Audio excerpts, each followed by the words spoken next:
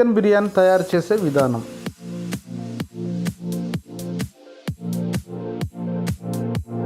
ముందుగా అరకిల చికెన్లో అల్లం ఎల్లిగడ్డ 2 స్పూన్లు, కారము 2 స్పూన్లు, ఉప్పు 2 స్పూన్లు, పసుపు 1/2 స్పూను, ధనియాల పౌడరు 1 స్పూను, లవంగాలు 4, యాలకులు 4, గరం మసాలా పౌడరు 1/2 స్పూను, దాల్చిన చెక్క కొద్దిగా, సాజీరా 1/2 స్పూను, పెరుగు 1 కప్పు, సగం చెక్క నిమ్మకాయ, తగినంత ఆయిల్.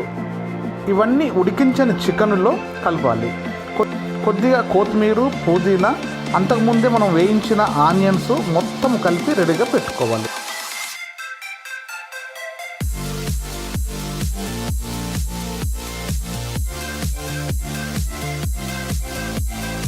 ఈ తర్వాత సపరేట్గా ఒక అరకిలో రైస్ తీసుకొని ఉడికించేటప్పుడు అదే రైస్లో సాజీరా, లవంగాలు, యాలకులు, బిర్యానాకు కొద్దిగా వేసి రైస్ ఉడికించి రైస్ని పక్కకు పెట్టుకోవాలి.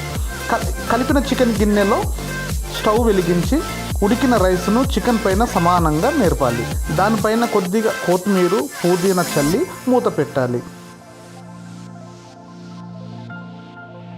ఒక 20 నుంచి 25 నిమిషాలు చిన్నగా మంట పెట్టేసి సరిపోతుంది. ఈలోపు మనకు బిర్యానీ రెడీ.